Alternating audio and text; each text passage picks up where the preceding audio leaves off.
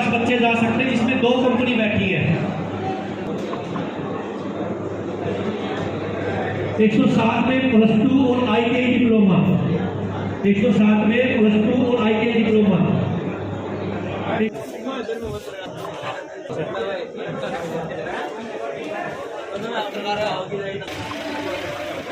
अरे कुछ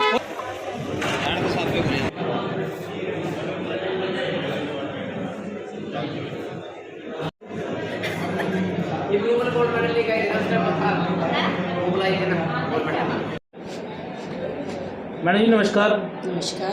तो आज जो पत्रकार एकता मंच का कार्यक्रम है, यहाँ पर रोजगार देने की बात, युवाओं को जो काम सरकार को करना चाहिए था युवाओं को रोजगार देने की बात, आज वो पत्रकार एकता मंच कर रहा है, तो इसके बारे में आपका क्या कुछ है?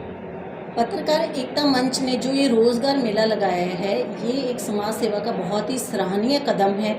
मैंने अभी यहाँ पे जो रोज़गार मेले का दौरा किया है, यहाँ अलग अलग कंपनियाँ आई हुई हैं, तो मैं उनको इस चीज़ के लिए बहुत बहुत बधाई देती हूँ कि जो काम आज की तारीख में सरकारों को करना चाहिए वो एक तरह से ये पत्रकार एकता मंच ने किया है या सामाजिक संस्थाएं कर रही हैं। क्योंकि इस टाइम पे हमारा युवा बेरोज़गार है। अगर हम यहाँ के आंकड़े देखें, हरियाणा बेरोज़गारी पे नंबर 1 पे है और हमारा 34% युवा इस टाइम पे बेरोज़गार है। तो पत्रकार एकता मंच ने जो एक कदम उठाया है, ये कहीं ना कहीं उन युवाओं को एक सहारा देने का और एक उनके लिए एक अच्छी कोशिश है उनके लिए, ताकि वो यहाँ पे समाज में इस्टेब्लिश हो सके। तो ये सरकार जो काम सरकार को करना चाहिए था वो अब पत्रकार एकता मंच कर, इस टाइम पे सरकार, अगर आपने क्वेश्चन ही किया तो उसका आंसर देना चाहूँगी कि इस टाइम पे हर वर्ग परेशान है, चाहे वो युवा है, चाहे वो व्यापारी हैं, चाहे कोई भी वर्ग है। यहाँ पे जिस हिसाब से काम होने चाहिए वो काम नहीं हो रहे हैं। युवाओं के लिए सरकार को रोज़गार के नए अवसर पैदा करने चाहिए, ताकि जो हमारा युवा है पढ़ लिख के, अगर वो इस इंतज़ार में होता है कि पढ़ाई लिखाई के बाद हमें एक नौकरी मिलेगी, हम अपने माँ बाप का या अपनी फैमिली का पालन पोषण करेंगे, लेकिन जब उनको नौकरियाँ नहीं मिलती, उनको रोज़गार नहीं मिलता है, तो युवा हताश हो जाता है, निराश हो जाता है, डिप्रेशन का शिकार हो जाता है। और आप देखिए जो हमारे यहाँ पे समाज में अपराध बढ़ रहे हैं, उसका कारण भी कहीं ना कहीं ये बेरोज़गारी है। तो ये इसमें सरकार को आगे आना चाहिए। हमारा तो सरकार से यही निवेदन है कि इस तरह की कोशिश जो आज यहाँ पे ये ब्राह्मण धर्मशाला में हुई है, इस तरह की कोशिश हर हलके में, हर जगह सरकार को इस तरह के रोज़गार मेले लगाने चाहिए। श्वेता मैम, सवाल मेरा आपसे है जी। अभी हाल ही में एक एक्सीडेंट हुआ था भिवानी के अंदर, एक फौजी की तैयारी कर रहा था, उसने सुसाइड कर लिया था, आपने खबर को देखी होगी। आजकल के जो बच्चे हैं वो इस तरीके के स्टेप उठाने के लिए मजबूर हो गए, क्योंकि बेरोजगारी जो है वो बढ़ती जा रही है। क्या कहेंगे इसको लेकर, और एक एक्टिविटिस्ट होने के नाते आप किस तरीके के कदम उठा रही हैं आजकल? जी देखिए, ये जो कदम उठाया ये नहीं उठाना चाहिए था, और मैं युवाओं को आपके माध्यम से अपील भी करना चाहूँगी कि ऐसा एक्सट्रीम स्टेप उठाने की ज़रूरत नहीं है। हरियाणा बेरोज़गारी में नंबर 1 पे है, 34% के साथ हम पिछले 2 से 2.5 साल में बेरोज़गारी में नंबर 1 पर चल रहे हैं, जो कि एक बहुत ही खतरनाक आंकड़ा है। लेकिन के थ्रू कैसे आपने RTI लिखनी है, मैंने बच्चों को RTI तक लिखनी सिखाई है, ऑफिशियल लेटर्स आपने कैसे लिखने हैं। बच्चे आप देखिए क्या था हमारा स्तर, हम लोग HSSC जाते थे, बच्चे RTI दे के आते थे, लेकिन उन्हें रिसीविंग नहीं देते थे। ये लोग रिसीविंग तक देने से मना करते थे। आज रिसीविंग भी देते हैं, आज सुनते भी हैं। ईमेल करवाती हूँ बच्चों से, बच्चों को कहती हूँ खुद आगे आओ। आप देखें, पहले बच्चा माइक के सामने आने से डरता था, बोलता नहीं था, केस करने से डरता था। मुझसे सीधे सवाल करते थे कि मैडम मैं केस कर रहा हूँ मेरे नाम से, तो क्या मेरे को टारगेट नहीं कर देंगे, मेरे इंटरव्यू में नंबर तो नहीं कम दे देंगे। ये सारी चीज़ें थी, लेकिन वो परिवर्तन चक्र बदलने लगा है। धरातल पर उतर कर मैंने आंदोलन करे। शुरुआत में HCS के लिए किया है, PGT संस्कृत के लिए किया है, बहुत सारे अन्य भी किए हैं, और अभी भी लगातार करती हूँ। अभी भी कांस्टेबल भर्ती के लिए दोबारा जाऊँगी। इसके अलावा अधिकारियों से सीधी बात, क्या लीगल पॉइंट्स है वो बताती हूँ बच्चों को, कैसे केस में कौन से फैक्ट्स तुम्हें काम आएंगे वो बताती हूँ, और वो केसेस में क्या क्या, जैसे कोई जजमेंट आ गई तो जजमेंट पढ़ के बताती हूँ कि उसमें क्या चीज़ गलत है, क्या चीज़ सही है, आपके फेवर में क्या है, आपके अगेंस्ट क्या है, ये सारी चीज़ें बताना। तो मेरा जो आंदोलन है वो है जागरूकता के ऊपर, कि तुम जागरूक हो। तुम ग्रुप D के लिए क्यों सोच रहे हो, ग्रुप C के लिए भी सोचो, B के लिए भी सोचो, A के लिए भी सोचो।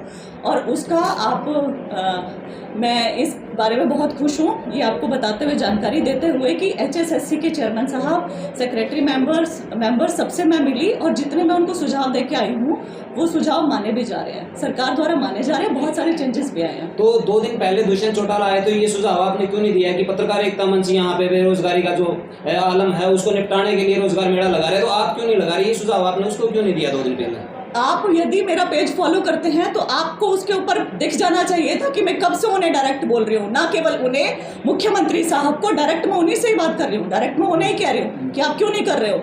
यदि मेरे अंदर इतनी हिम्मत आई है कि मैं उनको बोलती हूँ कि इस भर्ती में भ्रष्टाचार है, इस भर्ती में ऐसा हुआ, इस भर्ती, मैंने तो आज भी बोला है, कल रात को मैंने बोला कि असिस्टेंट प्रोफेसर की भर्ती जो करी है इन्होंने HPSC की, वो महा घोटाला है, किसी न्यूज़पेपर ने अभी तक उसे कवर नहीं किया है, किसी ने कुछ नहीं कहा है, लेकिन मेरे अंदर इतनी हिम्मत कैसे आई वो बोलने की कि वो महा घोटाला, और वो साबित होगा क्योंकि मेरे पास फैक्ट्स हैं, मेरे पास RTI है, मैंने उसको ध्यान से पढ़ा और इन्होंने जो अपने दस्तावेज दे रखे हैं उसी में ही गलतियां कर रखी है बहुत ज़्यादा। इसमें मेरे को 2 बच्चे मिले, गुस्सा आता है तब। 18 महीने से सैलरी नहीं मिल रही है तो 18 महीने से उनके सामने ऐसे जी मेरी सैलरी नहीं मिल रही है कहने के बजाय ये क्यों नहीं कहते हैं कि सर मेरी सैलरी नहीं मिल रही है और ये चीज़ है और आप प्लीज़ मेरी सैलरी दिलवाएं।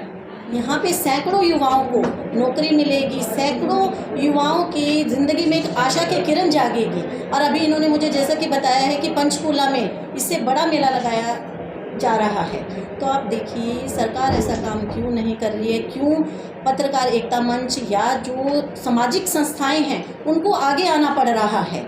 तो ये कदम अगर सरकार उठाए तो कम से कम जो हमारा बेरोज़गार है, युवा है, वो जो हताश हो रहा है, जिसको हम अभी कहते हैं आत्महत्या नहीं करनी चाहिए, लेकिन कहीं ना कहीं डिप्रेशन का शिकार होके वो इस तरह के कदम उठाता है, क्योंकि जब भर्तियां कैंसिल हो जाती हैं तो कैंसिल होने से जो उस युवा की एज निकल जाती है, उसको आगे कहीं पे कोई ये नहीं दिखाई देता, रास्ता नहीं दिखाई देता कि मेरी एज जा चुकी है। अब चाहे वो सेना की भर्ती है, चाहे वो कहीं की भी भर्ती है, तो वो उसमें अगली अगर भर्ती आएगी भी तो उसमें वो क्वालिफाई नहीं कर पाएगा, तो उसके बाद वो क्या करेगा। नमस्कार दोस्तों, NG न्यूज़ हरियाणा में आपका स्वागत है। आज उचाना में पहुंचे हैं और यहां पर पत्रकार एकता मंच के द्वारा रोजगार मेले का आयोजन किया गया है। यहां पर जो हमारे आसपास के जो बेरोजगार युवा है, जिन्होंने ITI वगैरह, जिन्होंने जो कोर्स वगैरह किए हैं, उसके आधार पर यहां पर जॉब का आयोजन किया गया है, जॉब फेयर लगाया गया है। तो अभी जो यहाँ पर जॉब फेयर का आयोजन किया गया है, जो युवा यहाँ पर आए हैं उन युवाओं से बात करना चाहेंगे भी क्या उन्हें यहाँ पर आने पर कुछ फ़ायदा हुआ या नहीं हुआ। क्या नाम है आपका? ज्योति सर। कहाँ से हो? कुचराना खुर्द। कुचराना से। तो यहाँ पर जॉब के लिए आए? Yes sir. किस बेस पे आए हो आप? +2 पे। कोई कोर्स वगैरह भी कर रखा है, ITI वगैरह? नहीं सर, कंप्यूटर भी गया। अच्छा, तो आपने यहाँ इंटरव्यू वगैरह दिया? नहीं सर, अभी तक तो नहीं दिया। अच्छा, क्या सुनने में आया भाई, किस प्रकार की नौकरियाँ यहाँ मिलती? ये तो गुड़गांव बोल रहे थे सर, गुड़गांव तो नहीं। कंपनियाँ वगैरह? हाँ। तो यहीं आसपास भी दे रहे हैं जैसी क्वालिफिकेशन जैसा आपकी जो। Okay sir. नमस्कार। अभी यही शो हाँ जी। तो किस बेस पे आप?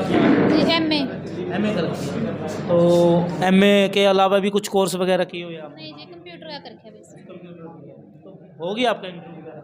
नहीं सर। लगता है आपको नौकरी मिल जाएगी? करने की कोशिश करने वाले की कभी हार। टाइम पास है।